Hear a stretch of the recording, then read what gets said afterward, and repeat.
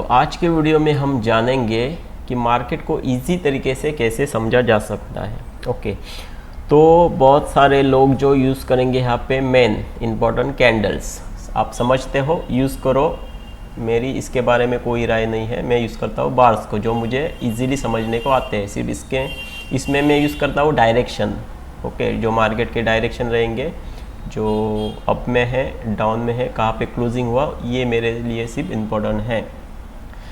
Candles हमें क्या बता रहे हैं, इससे मुझे कुछ भी इससे मतलब नहीं है, क्योंकि कैंडल्स देखो यहाँ पे हमें मिल रहा है। देखो ये यहाँ पे कोई यूज़ करेगा inverted hammer, bullish engulfing, bearish engulfing, या फिर मॉर्निंग स्टार, इवनिंग स्टार। देखते रहो, ये सिर्फ दिन भर देखते रहो, कंफ्यूज हो जाओ। ये बाद में जूम करो और देखो उसको कि क्या ये कैंडल सच में वही कैंडल है।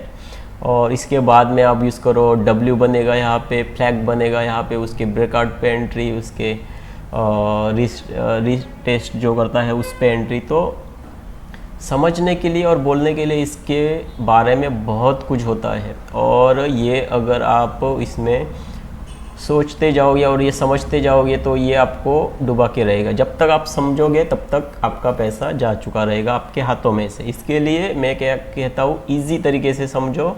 आप अगर कैंडल्स यूज़ करते हो, यूज़ करो, पर उसको सिर्फ कैंडल्स की नज़र से ही देखो। ये कोई हैमर जो है यहाँ पे बना नहीं देता। यहाँ पे ऑटोमेटिकली बन जाता है, जैसे मार्केट का मोमेंट रहता है वो, और वहाँ पे लोग कूद जाते हैं, तो उसकी वजह से ये मोमेंट आता है। ओके, तो इसीलिए जो हम समझते हैं वो हम क्या समझते हैं, सिर्फ ये सपोर्ट रेजिस्टेंस उस पर ही हम काम करते हैं और कुछ भी नहीं। ओके, मार्केट जो है अगर इतना सपोर्ट रेजिस्टेंस पे काम कर रहा है और आपको अच्छी एंट्री दे रहा है, तो आपको क्या ज़रूरत है कैंडल्स को देखने की। सिर्फ उसमें क्या है, रिजेक्शन वगैरह जो आता है, नॉर्मल जो चीज़ें रहेंगी वो समझो। यहाँ पे देखो, ये एक सपोर्ट था, एंट्री मिली ऊपर तक, यहाँ पे रेजिस्टेंस था, नीचे तक एंट्री मिली, या फिर ये रेजिस्टेंस लास्ट वाला था, यहाँ पे देखो ऊपर की तरफ एंट्री मिली, ये ब्रेक यहाँ पे हो गया, ऊपर की तरफ गया। सपोर्ट एंड रेजिस्टेंस देखो कैसे काम कर रहे हैं हमारे। क्या इससे पैसा नहीं बनेगा? बिल्कुल बनेगा। अगर यहाँ पे अगर पूरी आप सपोर्ट एंड रेजिस्टेंस पे भी काम करोगे तो भी आप कभी लॉस में नहीं जाओगे। अगर यहाँ पे भी एंट्री की आपने कॉल पे 20 पॉइंट्स का SL हिट हुआ, तो यहाँ पे आपका तो प्रॉफिट हुआ। यहाँ पे देखो प्योरली दिखा रहा है ऊपर की तरफ, अगर यहाँ पे भी आपने प्योरली ऊपर की तरफ एंट्री ली तो प्रॉफिट हुआ। ओके, यहाँ पे रिजेक्शन हुआ है, यहाँ पे अगर एंट्री की तो नीचे की तरफ मिली आपको। यहाँ पे देखो नीचे ऊपर की तरफ, यहाँ पे मार्केट ने ये ऊपर की तरफ क्लोज किया है, तो ऊपर की तरफ अगर एंट्री की तो यहाँ पे मिल गए, थोड़े पॉइंट्स हो जाएंगे। लॉस तो नहीं होगा। लोग हर एक कैंडल पे ग्रीन देखेंगे, यहाँ पे एंट्री करेंगे, ऊपर जाएगा करके, हो गया यहाँ पे लॉस। यहाँ पे देखो रेड देखेंगे, प्राइस एक्शन को कुछ नहीं देखेंगे, और यहाँ पे नीचे की तरफ एंट्री लेंगे, हो गया लॉस यहाँ पे। ओके, यहाँ पे देखो ग्रीन बढ़ाया, यहाँ पे एंट्री ली किसी ने, हो गए वहाँ पे लॉस। ओके, तो लोग नॉर्मली यही करते हैं, और 90% जो ट्रेडर बोलते हैं ना, लोग कहाँ पे लॉस करते हैं, देखो इसी एरिया में करेंगे 90% लॉस। ओके, ऐसे ग्रीन बड़ा दिखा, एंट्री करेंगे, मार्केट टाइम यहाँ पे पूरा लगाया जोर, पूरा आपका वैल्यू जो आपने जहाँ पे ख़रीदा रहेगा उसका टाइम वैल्यू की वजह से टाइम वैल्यू भी गया यहाँ पे, और आपका लॉस भी हो गया ऊपर से। ओके, तो यहाँ पे ज़्यादा लॉस हो गया यहाँ पे।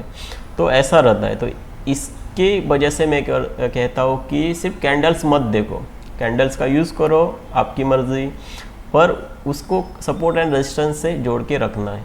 ओके, बाद में लोग इंडिकेटर्स वो लगाएंगे। अभी देखो क्या क्या लोग यूज़ करते हैं, उससे डिफ़िकल्टीज वहाँ पे आती है, वो मैं आपको समझाता हूँ। एक तो ज़्यादा से ज़्यादा लोगों की स्ट्रेटजी यूज़ करेंगे, अपनी खुद की स्ट्रेटजी कुछ बनाएंगे नहीं, और स्ट्रेटजी जो है बदलते जाएंगे, उससे लॉस हो जाएगा। और आप जो यूज़ करोगे, क्या यूज़ करोगे, जैसे यहाँ पे मैंने जब ये इंडिकेटर सिर्फ नाम के लिए, मैं पहले भी बोल चुका हूँ, ये मैं यूज़ नहीं करता उसको, सिर्फ उसको थोड़ा उसमें दिखने के लिए, अगर अच्छा दिखता है इसके लिए मैं इंडिकेटर्स का यूज़ कर रहा हूँ। तो लोग इंडिकेटर्स को यूज़ करेंगे, फर्स्ट कैंडल्स का यूज़ करेंगे, जैसे कि सभी कैंडल समझेंगे, उसका यूज़ करेंगे कि हैमर आया, और उसके साथ में इंडिकेटर्स को मिलाएंगे कि हाँ इंडिकेटर भी बोल रहा है नीचे की तरफ। उसके साथ में पैटर्न भी देखेंगे कि कौन सा पैटर्न बना, डब्ल्यू बना, फ्लैग बना, या फिर और कुछ बना, तो वो भी उसको भी देखेंगे, उसको भी समझेंगे। और उसके साथ थोड़े लोग ऐसे भी हैं जो फ्री सिग्नल भी देखते हैं, तो उसको भी मिलाएंगे, सबको मिला के उसका एक ये करके खीमा करके उसमें बाद में एंट्री करेंगे। और कभी हुआ तो हुआ फ़ायदा, नहीं तो लॉस जब होता है तब डबल होता है और प्रॉफिट जब होता है तब आधा हो जाता है, या फिर हम बाहर निकलते हैं, क्योंकि हमें मालूम ही नहीं कब निकलना है, तो उस स्ट्रेटजी का भी कुछ मतलब बनता नहीं है। तो मेरे कहने का मतलब यही है कि आप ऐसी बहुत सारी चीज़ें यूज़ करते हो अपने ट्रेडिंग में, और उसके वजह से आप कंफ्यूज भी हो जाते हो कहाँ पे एंट्री नहीं करनी, जहाँ पे ऐसा ही हो जाएगा, ज़्यादा लोगों के साथ यही होता है। एंट्री हम करते हैं, स्टॉप लॉस लगाते हैं, तो एक तो वो स्टॉप लॉस खा जाएगा और मार्केट नीचे अपोजिट डायरेक्शन में ही जाएगा आपके। सेकंड जो रहता है, आपका स्टॉप लॉस खा जाएगा और आपने जो सोचा था, जिस एरिया तक आपने आपका प्रॉफिट सोचा था वहीं तक जाएगा, और दोनों केसेस में आपका लॉस ही है, दोनों केसेस में लॉस ही है। और आपका कैसा होता रहेगा, आपका समझो एक 4 आपने विन किया है, तो उसमें से 6 आपकी जो है स्ट्रैटेजी गलत हो जाती है, लॉस हो जाता है। इसकी वजह से आप लॉस में ही रहते हो, प्रॉफिटेबल ट्रेडर आप कभी भी नहीं बन सकते इसकी वजह से। इसके लिए आपको क्या करना है, प्रॉफिट जो आता है मैं पहले भी बता चुका हूँ, अब भी बता रहा हूँ। प्रॉफिट जो है ऐसा रहेगा हमारा, जैसे कि 20 पॉइंट्स का जो है स्टॉप लॉस और 40 पॉइंट्स का हमारा टारगेट होना चाहिए।